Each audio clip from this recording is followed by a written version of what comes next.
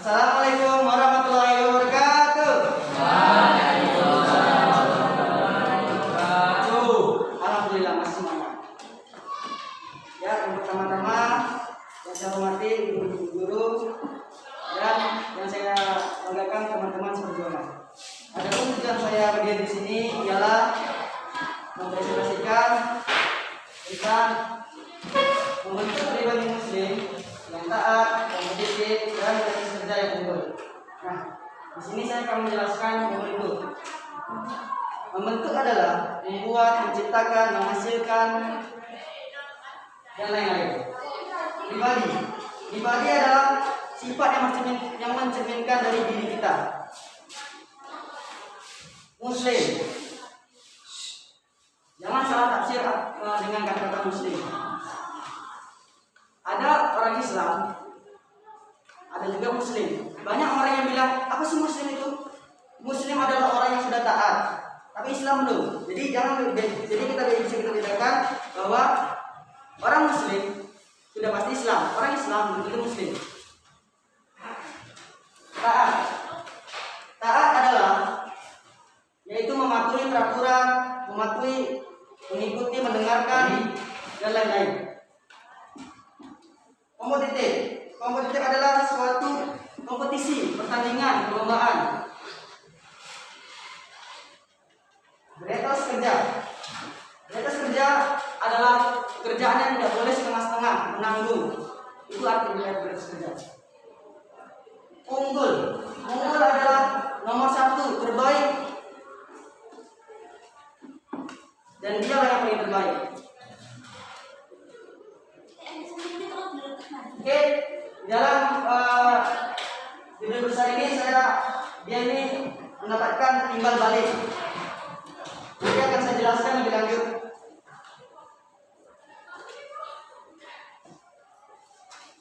Berlaku taat pada aturan, berkompetisi dalam kebaikan dan beretos kerja. Ayat-ayat Al-Quran dan hadis tentang berlaku taat pada aturan, tanggung jawab, berkompetisi dalam kebaikan dan kerja. Ini terdapat pada surah An-Nisa ayat 59. Nanti saya jelaskan. Nah, B juga kandungan ayat-ayat Al-Quran dan hadis tentang berlaku taat pada aturan, tanggung jawab, berkompetisi dalam kebaikan dan kerja. Ini juga terdapat pada surat An-Nisa. C. Penerapan perilaku taat pada aturan, berkompetisi dalam kebaikan dan kerja. Nah, di sini kawan-kawan, saya akan memberikan contoh gambar suatu penerapan.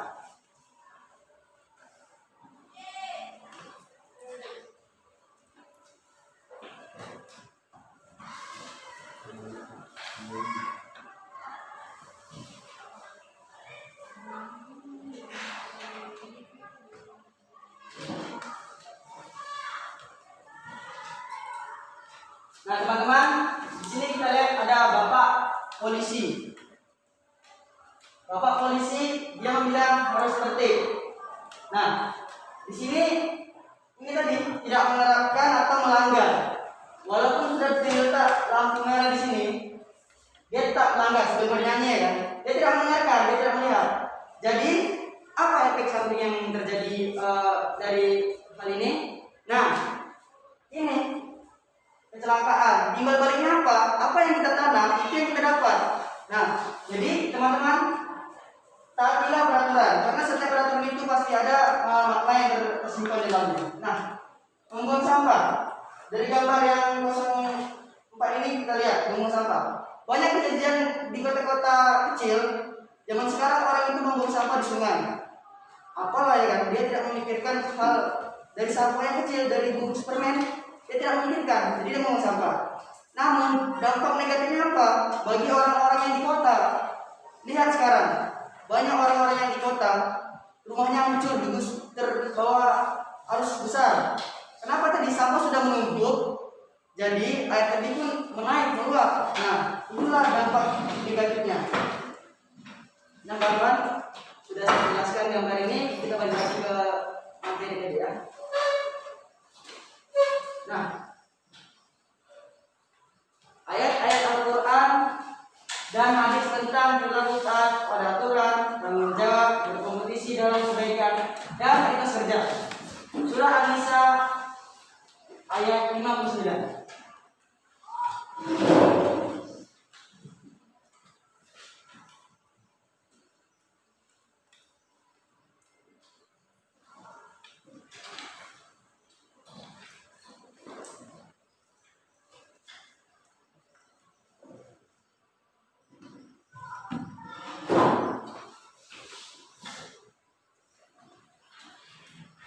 A'udzu billahi minasyaitonir rajim. Bismillahirrahmanirrahim. Ya ayyuhalladzina amanu atiiullaha wa atiiur rasul.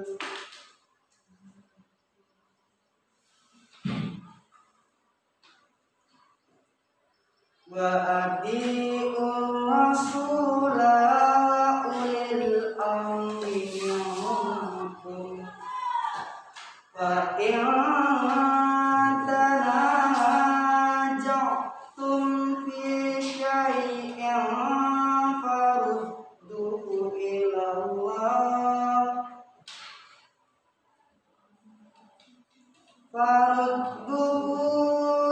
Allah war rasuli in kuntum tu'minun.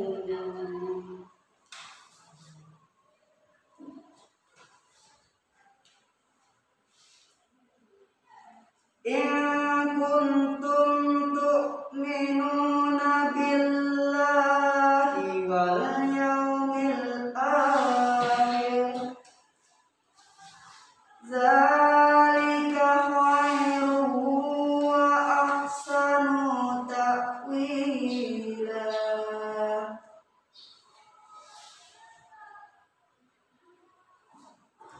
Nah, di sini saya sudah membacakannya. Lanjut maknanya. Nah,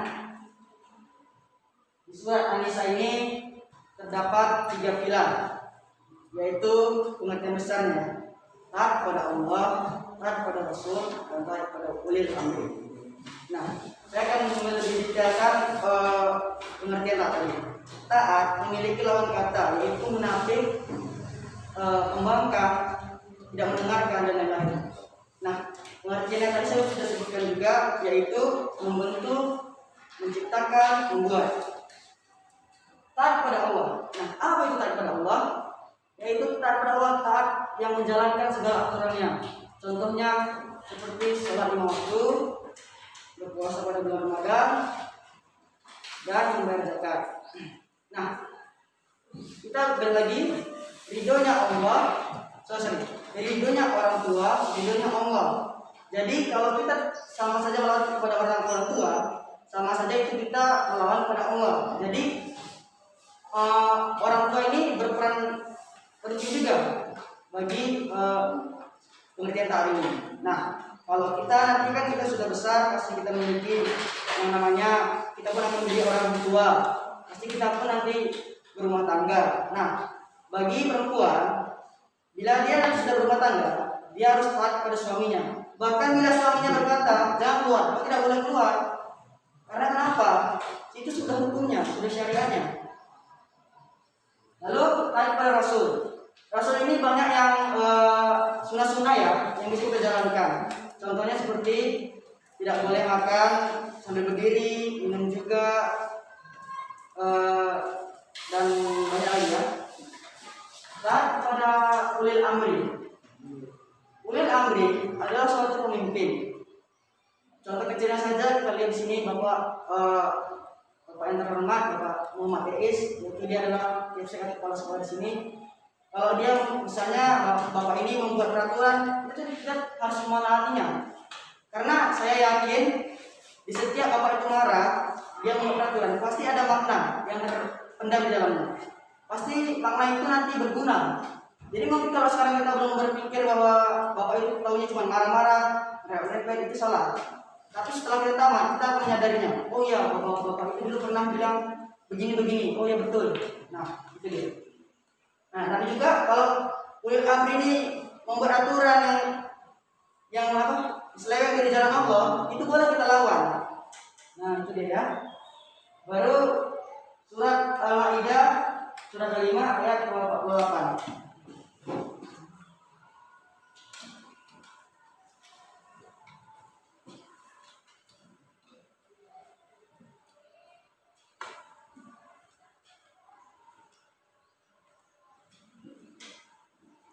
Bismillahirrahmanirrahim.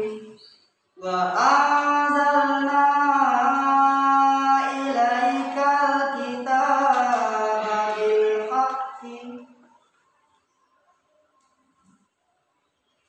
ilaikal kitaba bil haqqi musaddiqan lima baina yadayhi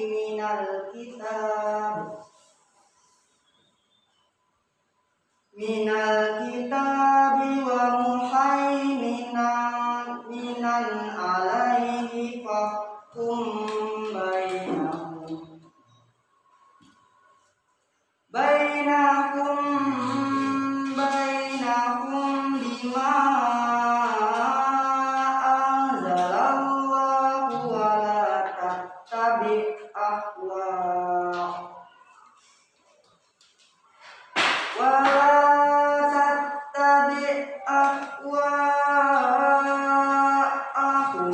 amma ja'aka minal haqq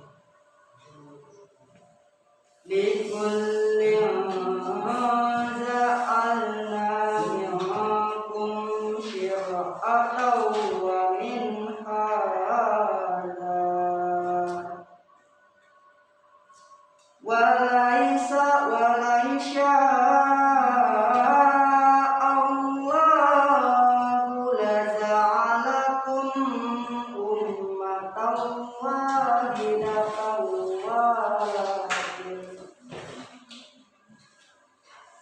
ummatan wahidatan walakin liyabluwakum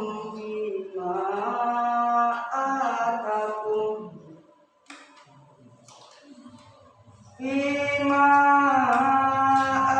atakum fastabiqul khairat ilallahi marji'ukum jami'an fa yunabbi'ukum bima kuntum fihi takhtalifun.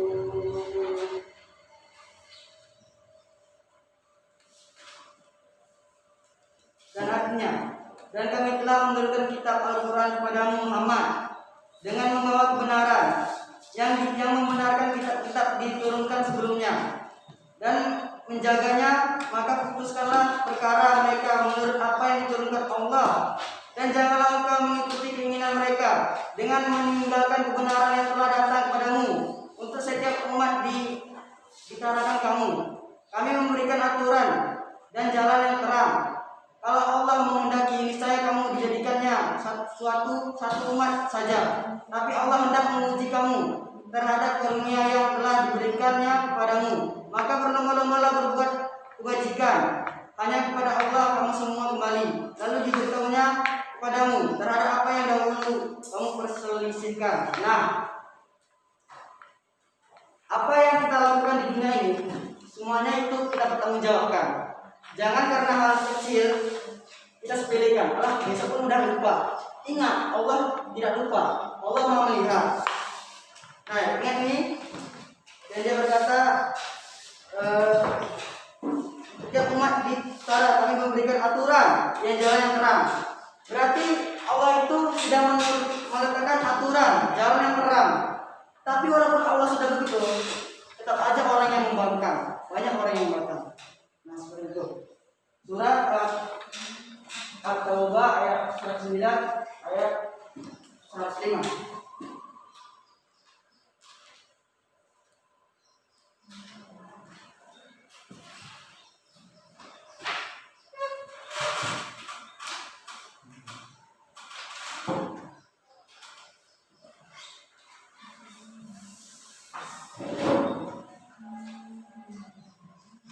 Bismillahirrahmanirrahim.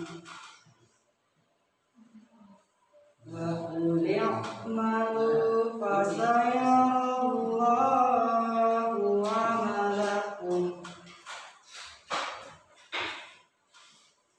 fasayarallahu 'amalakum wa rasuluhu wal mu'minun wasatuna ila alimil ghaibi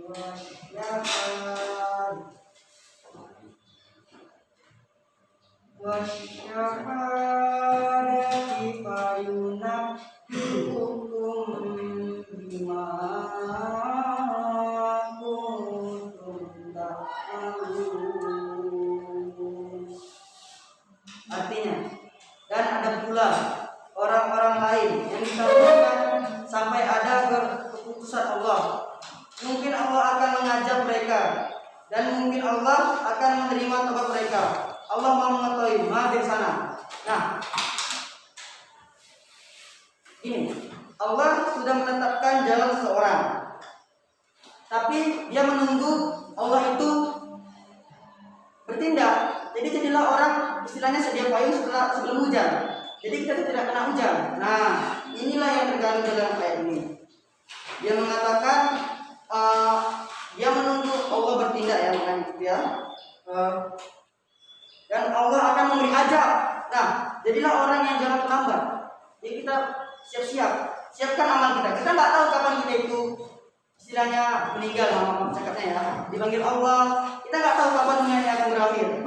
Jadi sebelum dunia itu berakhir, marilah kita bersiap-siap menyiapkan amal, bukan menyiapkan yang lain. Yang kita bawa mati itu bukannya harta, bukannya apa-apa.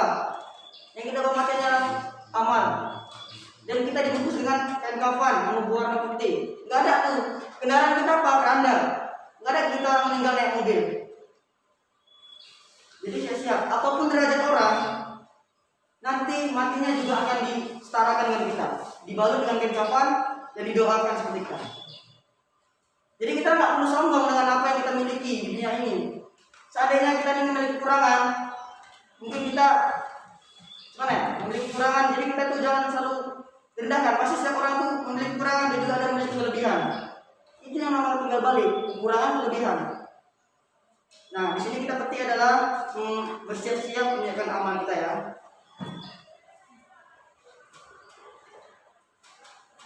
Hadis tentang ketaatan kepada pemimpin.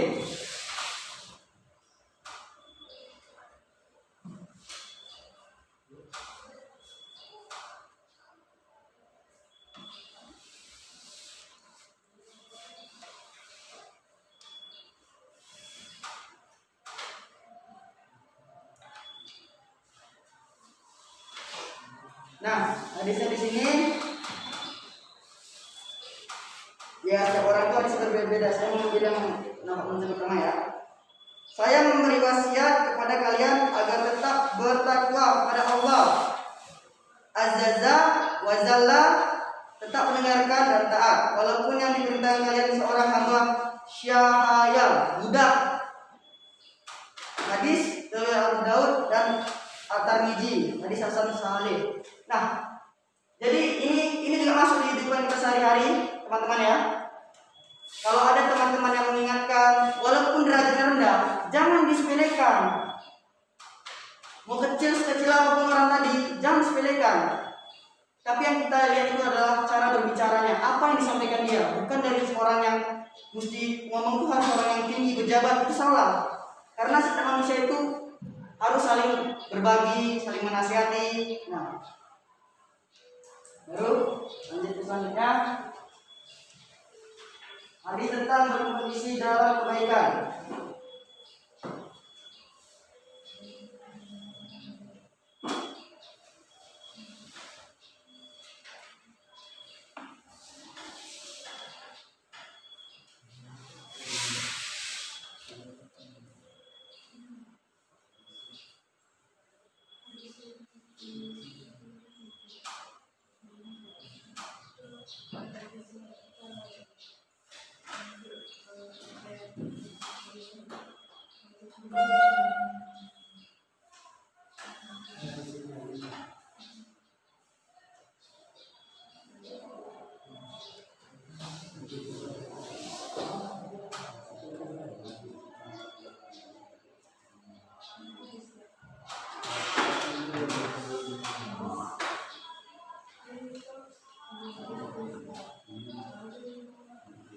Nah, ini dia hadisnya.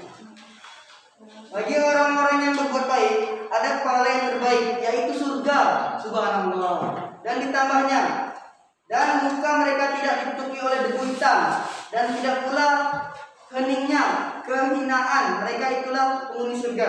Mereka kekal di dalamnya. Wah, kayaknya dunia ini yang sementara ya. Ini sudah dijelaskan di dalam hadis. Kita akan kekal di akhirat. Ya, kita tinggal pilih. Sekarang inilah kita nih, tinggal memilih jalan kita. Mau di surga atau di neraka. Kita tinggal memilih masing-masing. Mungkin insya Allah nanti kita masuk surga ya semua ya. Amin. Lalu hadis tentang kerja keras dan terus kerja.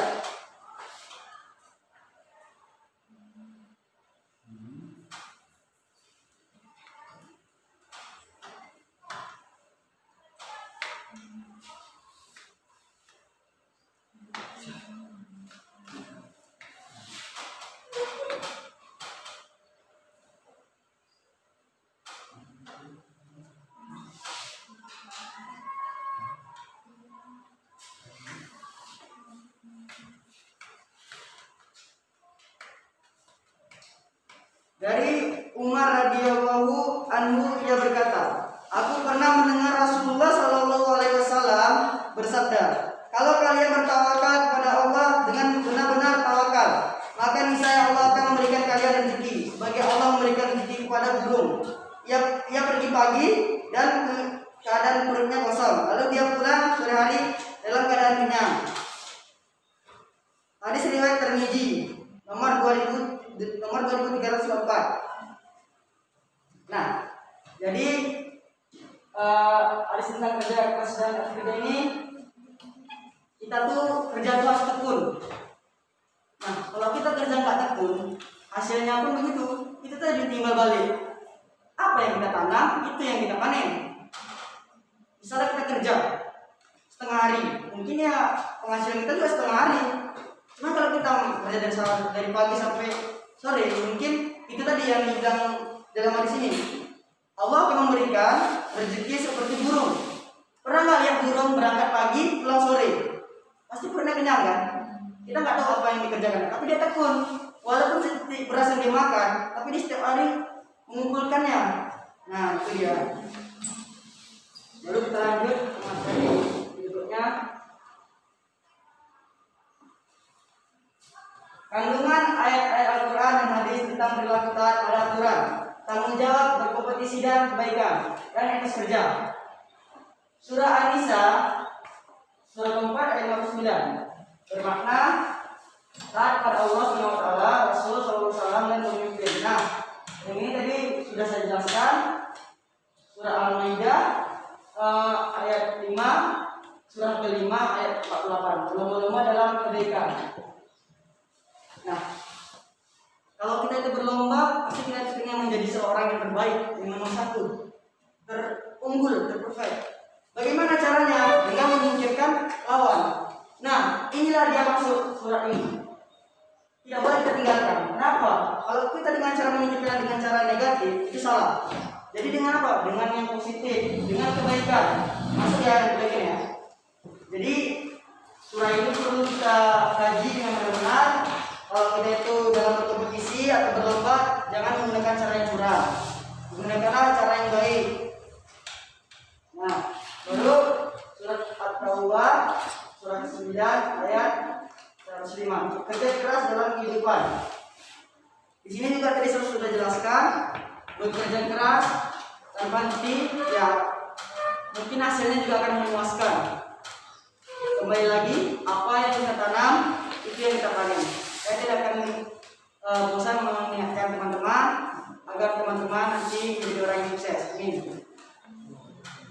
Tadi kita ketaatan kepada pemimpin, taat kepada Allah SWT, Rasul SAW dan pemimpin. Nah, di sini juga saya ingin jelaskan yang saya kaji di sini adalah pemimpin. Saya sudah bilang tadi, bila pemimpin itu salah jalan, lari dari jalan Allah, kembali lagi kita taat kepada Allah. Berarti kita boleh melawan pemimpin yang salah. Contoh kecil, ada ketua kelas. Ayo kita, yang seharusnya ketua kelas itu yang mengajak orang, karena dia ketua kelas, dia lah mengajak murid-murid lain untuk menjadi yang lebih baik, ya enggak? Nah, ini enggak, malah dia yang mengajak. Udah kita nggak usah belajar, kan seru hari ini yang belajar. Nah itu salah, itu boleh kita lawan, boleh di jalan Allah. Kenapa? Berbuat kebaikan. Tujuan kita ke sekolah adalah belajar, bukan bermain-main. Kita sayang sama orang tua kita. Kalau kita lihat orang tua kita di kebun, di mana ya kerja bangunan, itu rasanya sakit loh. Saya aja kalau lihat orang tua saya suka sedih. Saya juga jadi orang kadang nggak sadar diri gitu. Ya orang tua itu saya malah belajar, saya juga sedih juga. Nah, hadis tentang kompetisi dalam kebaikan, lomba-lomba dalam kebaikan juga. Hadis tentang kerja keras di ibadah. Nah, lanjut materinya. Penerapan dilakukan pada aturan berkompetisi dalam kebaikan dan etos kerja. Nah, di sini sebelum saya jelaskannya, teman-teman masih semangat nggak? Alhamdulillah. Alhamdulillah masih ya. Nah, di sini saya akan jelaskan aja.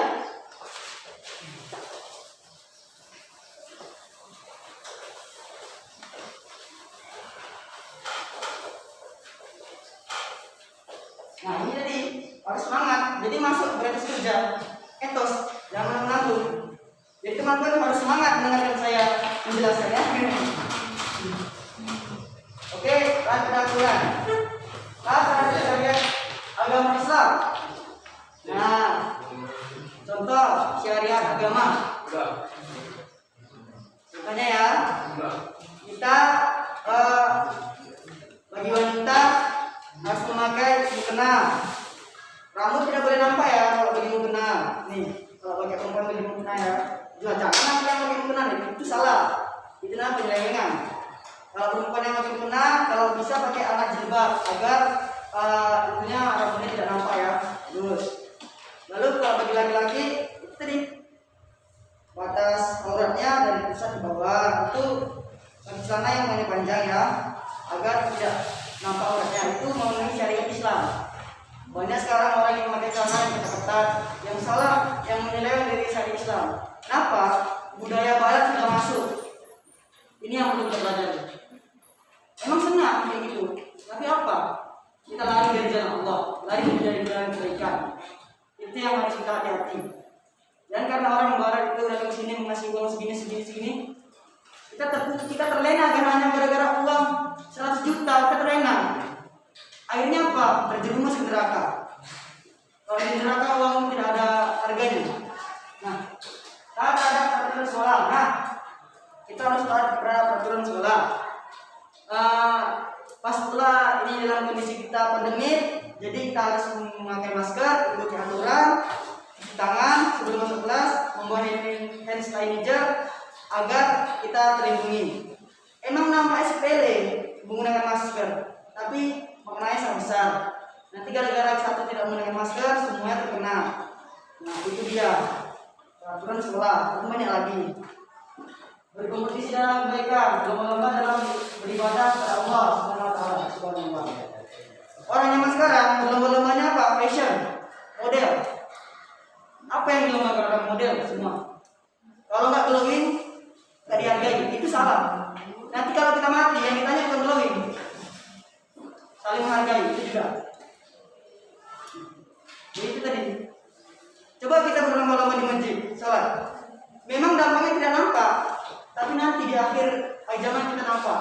Itu dia apa yang kita dapat itu. Kalau sekarang mungkin teman-teman harus berubah juga ya. Jangan karena tidak tampan, tidak ganteng, tidak cantik, kita minder. Jangan. Orang tampan belum tentu masuk surga. Orang jelek juga belum tentu. Jadi kita sesuaikan amal kita ya.